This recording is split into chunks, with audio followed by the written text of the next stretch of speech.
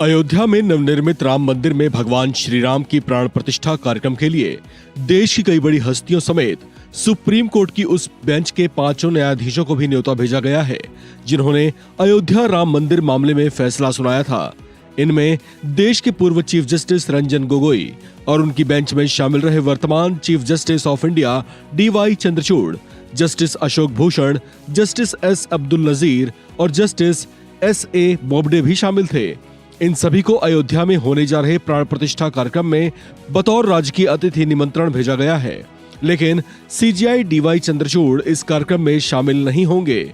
CJI Chandrachud ने कार्यक्रम में जाने से इनकार किया है। उनके अलावा उस बेंच में शामिल रहे 3 और जज भी इस समारोह में शामिल नहीं होंगे। ऐसे में सिर्फ जस्टिस अशोक भूषण ही इस कार्यक्रम में शिरकत करने वाले हैं। जो जज इस कार्यक्रम में शामिल नहीं हो रहे, उन्होंने इसके पीछे अपनी अलग अलग वजहें बताई हैं।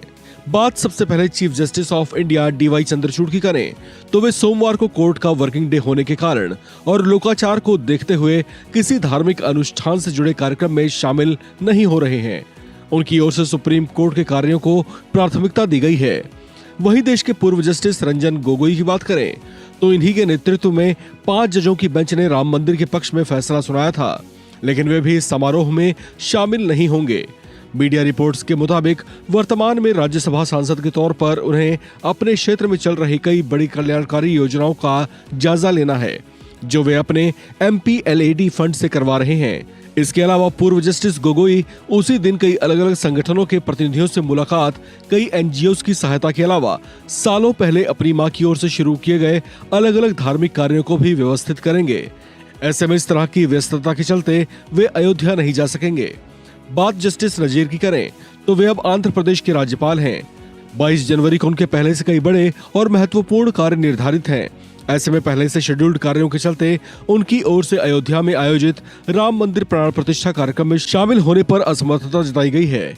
उनके अलावा उस बेंच के चौथे जज रहे जस्टिस बोबडे सेवानिवृत्त होने के बाद नागपुर में अपने पैतृक आवास में शांत जीवन बिता रहे हैं। प्राण प्रतिष्ठा के कार्यक्रम को लेकर उनकी ओर से कोई पुष्टि नहीं की गई है। ऐसे में माना जा रहा है कि वे भी शायद इस कार्यक्रम में शामिल नहीं होंगे। आपको बता दें कि सुप्रीम कोर्ट की 5 जजों की बेंच ने 9 नवंबर 2019 को 929 पेजों में अपना फैसला सुनाते हुए हिंदू पक्ष में मालिकाना हक से जुड़ा फैसला सुनाया था। इसमें खास बात यह थी कि फैसला लिखने वाले के नाम का जिक्र नहीं था, बल्कि इसे सिर्फ संविधान पीठ का फैसला बताया गया था।